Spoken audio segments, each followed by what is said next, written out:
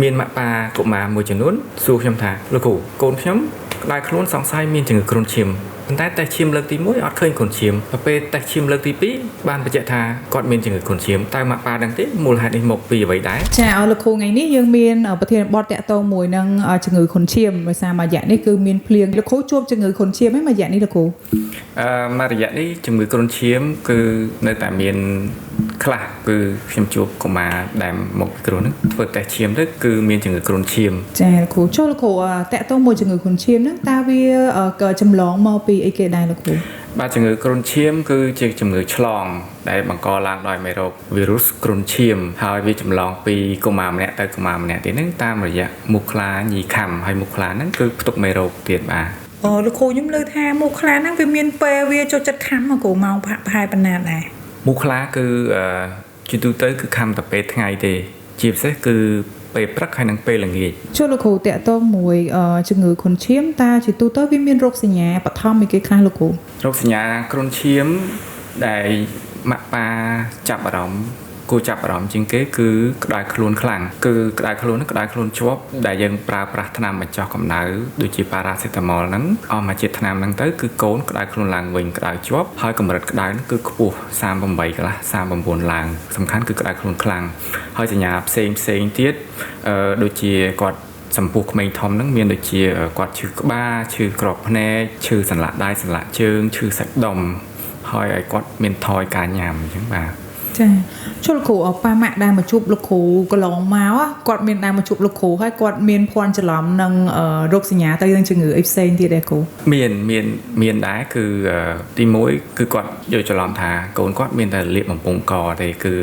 មានក្តៅខ្លួនរួមផ្សំនឹងសញ្ញាក្អកហៀសម្បោរជាមួយគ្នាប៉ុន្តែគាត់ឆ្ងល់ថាគាត់ប្រើប្រាស់ថ្នាំហើយគឺកូននៅតែក្តៅខ្លួនទៀតអញ្ចឹងក៏គាត់យកមកពិនិត្យដល់ពេលយើងពិនិត្យគាត់ទៅយើងបានធ្វើតេស្តឈាមទៅក៏បញ្ជាក់ថាកូនគាត់មានជំងឺគ្រុនឈាមបន្ថែមមួយទៀតបាទអញ្ចឹងលោកគ្រូមួយទៀតតាក់ទងជាមួយនឹងរោគសញ្ញាគ្រុនឈាមមានប្រមាណកម្រិតដែរលោកគ្រូអាចបកស្រាយកែចំណុចហ្នឹងតិចបានទេគ្រុនឈាមយើងចែកជាពីរកម្រិតធំទី1គឺកម្រិតស្រាលដែលរោគសញ្ញានៃកម្រិតស្រាលហ្នឹងគឺគាត់ក្តៅខ្លួន2-3ថ្ងៃទៅក៏គាត់ជាទៅវិញខ្លួនឯងដោយមិនមានផលវិបាកផ្សេងទេហើយចំពោះកម្រិតធ្ងន់ជាប្រភេទទី2ហ្នឹងគឺមានសញ្ញាដូចជាគាត់ក្តៅខ្លួនខ្លាំងហើយរួមផ្សំនឹងសញ្ញាផ្សេងនៃផលវិបាកគ្រុនឈាមហ្នឹងគឺទី1គឺសក់នឹងដែលយើងហៅថាផលវិបាកវាគឺធ្វើឲ្យអាស្មាឬជាតិទឹកហ្នឹងចេញពីសរសៃឈាមធ្វើឲ្យគាត់ថយចុះការបត់ជើងតូចធ្វើឲ្យគាត់ត្រជាក់ចង់ដៃចង់ជើងហ្នឹងគឺសញ្ញាធ្វើឲ្យគាត់បាត់បង់ជាតិទឹកធ្វើឲ្យគាត់ខ្សោយសម្ពាធឈាមសញ្ញាទី2គឺសញ្ញាតាក់ទងនឹងការហូរឈាមសញ្ញាហូរឈាមព្រោះគ្រុនឈាមវាធ្វើឲ្យក្របឈាមរបស់ក្មេងហ្នឹងថយចុះក្របឈាមមួយប្រភេទហ្នឹងគឺផ្លាកែតហ្នឹងមុខងារគឺទប់ការហូរឈាមទៅពេលដែលវាចុះទៀតធ្វើឲ្យក្មេងមានសញ្ញាហូរឈាមដូចជាគាត់កទួលស្បែកហ្នឹងជារបៀបជាំក្រហមដិតហើយមានឈាមច្រមុះឬឈាមបញ្ចាញធ្មេញឬក៏មានសញ្ញាហូរតាមឈាមតាមក្រពះឬពោះវៀនដែលបត់ជើងមកមានពណ៌ក្រហមឬក៏ខ្មៅហ្នឹងបាទតែសញ្ញាដែលយើងចាប់អារម្មណ៍ពីហ្នឹងសំខាន់ជាងគេចឹងបាទមិញលោកគ្រូបានជំរាបថាគ្រុនឈាមមានកម្រិតស្រាលនិងកម្រិតធ្ងន់លោកគ្រូភាគច្រើនកម្រិតស្រាលគាត់ព្យាបាលនៅផ្ទះឬក៏ព្យាបាលនៅពេទ្យលោកគ្រូចំពោះកម្រិតស្រាលគឺគាត់អាចព្យាបាលនៅផ្ទះខ្លួនឯងបានគឺការព្យាបាលគឺគាត់ញ៉ាំទឹកឲ្យបានច្រើនប្រើថ្នាំបញ្ចុះកម្ដៅប៉ារ៉ាសេតាមុលតែមួយមុខគត់គឺចំពោះថ្នាំផ្សេងទៀតដូចជាពួកអ៊ីបុយប្រូហ្វេនឬអាស្ពីរីនគឺហាមប្រើបាទព្រោះធ្វើឲ្យគាត់មានសញ្ញាហូរឈាមបង្កការហូរឈាមបន្ទាប់ពីគាត់បញ្ចុះកម្ដៅញ៉ាំទឹកឲ្យបានច្រើនទៅខ្ទង់3 ទៅ 4 ថ្ងៃទៅគាត់នឹងធូរស្បើយទៅវិញហើយអញ្ចឹងបាទយើងបានដឹងពីសញ្ញាបឋមនៃជំងឺគ្រុនឈាមតើសញ្ញាដែលវិវត្តថាគាត់អាចកើតទៅជាជំងឺគ្រុនឈាមកម្រិតធ្ងន់ហ្នឹងមានសញ្ញាគេខ្លះទេបាទសំណួរនេះល្អដែលឪពុកម្ដាយគួរយល់ដឹងសញ្ញាដែលបញ្ជាក់ថាកូនអាចវិវត្តទៅធ្ងន់ទី1គឺគាត់ឈឺពោះខ្លាំងក្អួតច្រើនដងហើយគាត់ញ៉ាំចំណីអាហារអត់ចូលតែម្ដងហើយគាត់មានសញ្ញាត្រជាក់ចង់ដៃចង់ជើងហើយនឹងសញ្ញាគាត់ងុយដេកខ្លាំងសន្លឹមតែម្ដងមានសញ្ញាមួយក្នុងចំណោមទាំងអស់ហ្នឹងឪពុកម្ដាយគួរប្រញាប់យកកូនមកមន្ទីរពេទ្យដើម្បីគ្រូពេទ្យមានជំនាញពិនិត្យនិងបញ្ជាក់បន្ថែមចង់ឲ្យលោកគ្រូឲ្យជាយោបល់អញ្ចឹងវិញថាធ្វើម៉េចដើម្បីការពារកុំឲ្យប៉ាម៉ាក់ទុកកូនដល់គាត់វិវត្តទៅជាសញ្ញាធ្ងន់វិញណាលោកគ្រូដើម្បីឲ្យងាយស្រួលចំពោះម៉ាក់ប៉ាព្រោះ ការបែងចែកគ្រុនឈាមកម្រិតស្រាលឬកម្រិតធ្ងន់គឺយើងពិបាកបែងចែកព្រោះអីការវិវត្តនៃជំងឺគ្រុនឈាមគឺពីមួយថ្ងៃទៅមួយថ្ងៃគឺអាចមានការប្រែប្រួលហើយចំពោះក្មេងដែលកើតគ្រុនឈាមលើកទី2ជាទូទៅគឺមានភាគរយច្រើនដែលធ្ងន់អាចវិវត្តទៅធ្ងន់ហើយរោគសញ្ញាដែលថាពុកម្ដាយគួរឆាប់យកកូនមកពេទ្យទី1គឺនៅពេលដែលប្រើថ្នាំនៅផ្ទះខ្លួនឯងបញ្ចុះកម្ដៅប៉ារ៉ាសេតាមុលហ្នឹងរយៈពេល2ទៅ3ថ្ងៃយ៉ាងយូរគាត់អត់ធូរហើយរួមផ្សំនឹងសញ្ញាផ្សេងគឺកូនសន្លឹមរហូតអត់សូវជូរនោមគាត់ញ៉ាំអត់ចូលអាហ្នឹងគួរបញ្ញាប់យកកូនមកមន្ទីរពេទ្យដើម្បីឲ្យគ្រូពេទ្យបច្ចេកទេសពិនិត្យបច្ចេកបន្ថែមនិងធ្វើតេស្តឈាមបច្ចេកបន្ថែមទៀតបាទបានអាចដឹងថាមានគ្រុនឈាមឬអត់បាទចា៎គ្រូមិនដូចជាបានលើលោកគ្រូជំរាបថាបើកូននឹងគាត់កើតលើកទី2អាចនឹងធ្ងន់អញ្ចឹងមានថាគ្រុនឈាមហ្នឹងគាត់អត់កើតតែម្ដងទេត្រូវគ្រូអាចកើតប៉ុន្មានដងដែរគ្រូជំងឺគ្រុនឈាមគឺកុមារម្នាក់អាចកើត4ដងក្នុងមួយជីវិតគាត់ព្រោះមេរោគគ្រុនឈាមនឹងមាន4ប្រភេទមាន4 serotype គឺប្រភេទទី1ទី2ទី3ទី4បាទអញ្ចឹងនៅពេលដែលគាត់កើតម្ដងហើយគឺគាត់អាចកើត3ដងបន្ថែមទៀតបាទអញ្ចឹងមានន័យថាអាកម្រិតមានស្រាលមានធ្ងន់ហើយមានអាប្រភេទនឹងទៀតចុះប្រភេទមួយណាដែលធ្ងន់គ្រូចំពោះ serotype គឺប្រភេទដែលជួបញឹកញាប់នៅប្រទេសកម្ពុជាយើងដែលបានគេបានសិក្សាស្រាវជ្រាវទៅគឺប្រភេទទី2និងទី3ដែលជួបញឹកញាប់ជាងគេហើយប្រភេទហ្នឹងគឺអាចវិវត្តទៅធ្ងន់ទាំងពីរប្រភេទគឺនៅពេលដែលគាត់កើតលើកទី2ឡើងទៅការព្យាបាលវិញលោកគ្រូកម្រិតធ្ងន់អញ្ចឹងអាចព្យាបាលរយៈពេលប្រហែលប្រហែលណាដែលអាចជាមកវិញឬក៏មានជាមានពេលវេលាមួយដែលអាចជាបានអញ្ចឹងឬក៏ខុសគ្នាឬក៏អ្នកខ្លះ2 3ថ្ងៃព្យាបាលជាអ្នកខ្លះយូរអីចឹងណាក៏លោកមានអញ្ចឹងចង់ឲ្យដឹងពី timeline ការព្យាបាលអញ្ចឹងបាទសំណួរល្អបាទដើម្បីដឹងថារយៈពេលនៃការព្យាបាលគឺយើងត្រូវដឹងពី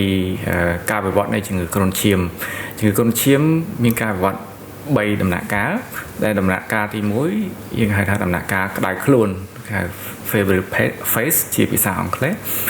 គឺគាត់ក្តៅខ្លួនចន្លោះពី2ទៅ5ថ្ងៃដំណាក់កាលទី2គឺជាដំណាក់កាលធ្ងន់ដែលកុមារអាចធ្វើទុកដែលយើងហៅថា critical phase ធ្វើទុកហ្នឹងគឺមានសញ្ញាសំខាន់ធំពីរទី1គេហៅដែលយើងភាសាទូទៅយើងហៅថាឈាមខាប់បាទឈាមខាប់ហ្នឹងគឺដោយសារជាតិទឹកឬក៏ plasma ហ្នឹងចេញពីសរសៃឈាមទៅ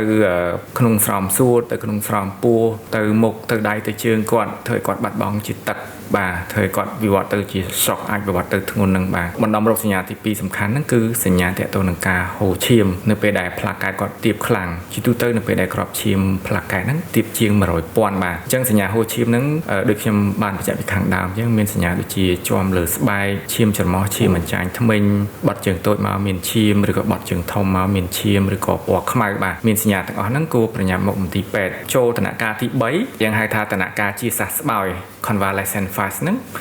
គឺចន្លោះ2ទៅ4ថ្ងៃតែគាត់នឹងជាសះស្បើយមកវិញបាទបើកូនក្តៅខ្លួនគ្រូពេទ្យអត់សូវភ័យទេតែខែតកូនចុះត្រជាក់អាហ្នឹងមិនវិញលោកគ្រូបាទជំងឺគ្រុនឈាមជាជំងឺមួយដែលខុសប្លែកពីជំងឺផ្សេងជំងឺកាមករោគផ្សេង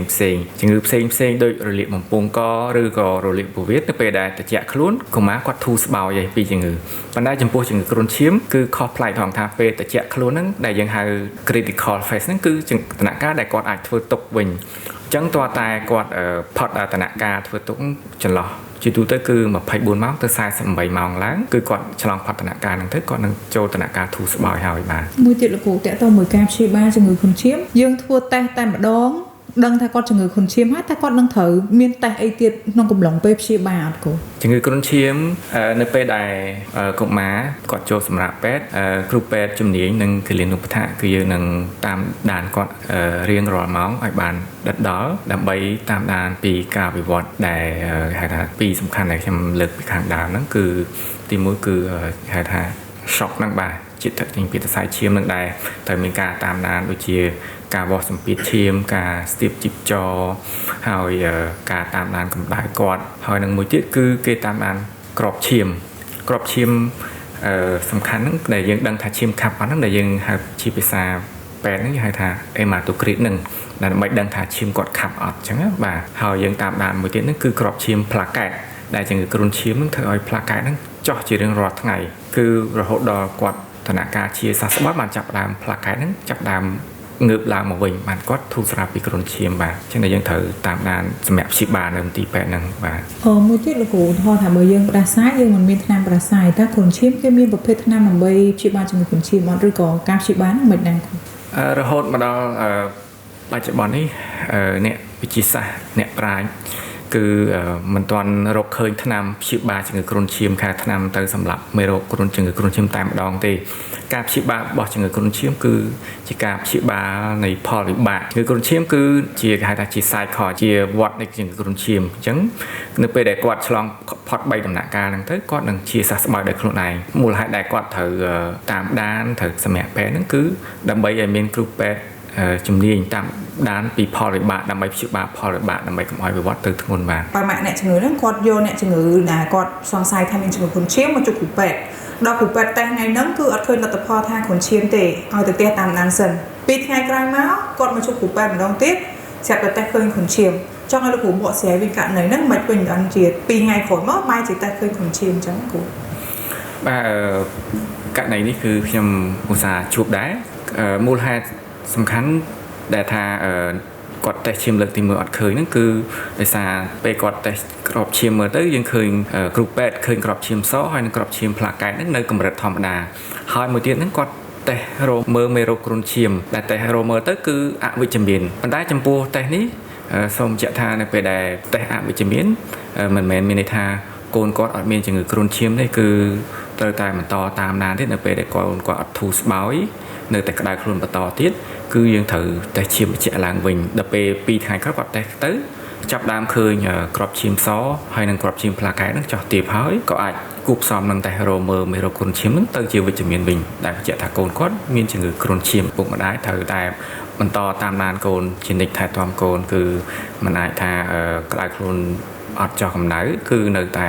បន្តញ៉ាំថ្នាំទេគឺត្រូវយកមកពិនិត្យឈាមឡើងវិញហើយនឹងជួបគ្រូពេទ្យជំនាញឡើងវិញបាទយើងចង់ឲ្យជាអនុសាសន៍ការពារវិញដើម្បីការពារកូនពីផលវិបាកនៃជំងឺគ្រុនឈាមធ្វើឲ្យកូនគាត់មានសុខភាពល្អផងនិងកុំឲ្យគាត់អស់ថវិកាទៅលើការចំណាយការព្យាបាលជំងឺគ្រុនឈាមសម្រាប់ពេទ្យអញ្ចឹងគ្រូចង់ឲ្យគ្រូឲ្យជាអនុសាសន៍ការពារបាទអរគុណអ្នកគ្រូសំណួរនេះពិតជាល្អមែនទីសាការពារជំងឺគ្រុនឈាមគឺមាន2ធំទី1គឺការការពារកុំឲ្យមូសខ្លាខាំដែលឪពុកម្ដាយគួរឲ្យកូនស្លៀកខោជើងវែងអាវដៃវែងហើយពណ៌ខោអាវហ្នឹងគឺពណ៌ភ្លឺកុំស្លៀកពណ៌ខ្មៅឬពណ៌ងងឹតហ្នឹងដែលមូសវាចូលចិត្តកៅអៅនៅពណ៌ងងឹតបាទហើយមួយទៀតនោះគឺកេងនៅក្នុងមុងជីវសាស្ត្រដែលការពារល្អកេងក្នុងមុងគឺមូសអត់ខាំទេបាទហើយវិធីសាស្ត្រទី2គឺការចូលរួមលុបបំបាត់ជំរកមូសខ្លាព្រោះនៅពេលដែលយើងលុបបាត់ជំរកគឺមូសមិនអាចពងបកកូតបកចៅបានទេដូចជាគឺការពារកុំឲ្យមានទឹកដក់នៅក្នុងសម្បកកំប៉ុងសម្បកកង់ឡានផ្សេងទូទៅនៅក្នុងផ្ទះតែមានថូផ្កាគឺអាសាដូរទឹកថូផ្កាចេញព្រោះថូផ្កាហ្នឹងគឺមូសចូលចិត្តពងដែរបាទវិធីសាស្ត្រផ្សេងមួយទៀតយើងអាចមានភ្លើងចាប់មូសបាទយើងដាក់ភ្លើងចាប់មូសគឺជួយកាត់បន្ថយដែរបាទវិធីសាស្ត្រផ្សេងមានដូចជាគឺឲ្យមានពន្លឺថ្ងៃចូលក្នុងផ្ទះបានគ្រប់គ្រាន់គឺយើងបើកចំហផ្អួចចំហទ្វារដើម្បីមានពន្លឺចូលគ្រប់គ្រាន់គឺមូសនឹងវារត់ទៅកន្លែងផ្សេងហើយបាទហើយមួយទៀតនោះគឺសម្អាតបរិវេណជុំវិញផ្ទះដូចជាមានព្រៃស្មៅអីដោះវែងហ្នឹងគឺឆ្កាព្រៃចេញបាទហើយវិធីសាស្ត្រមួយទៀតដែលទំនើបចំពោះបច្ចុប្បន្នហ្នឹងគឺយើងមានថ្នាំលាបមូសយើងលាបទៅគឺការពារកុំឲ្យមូសខាំចំពោះកុមារគ្រប់រូបបាទ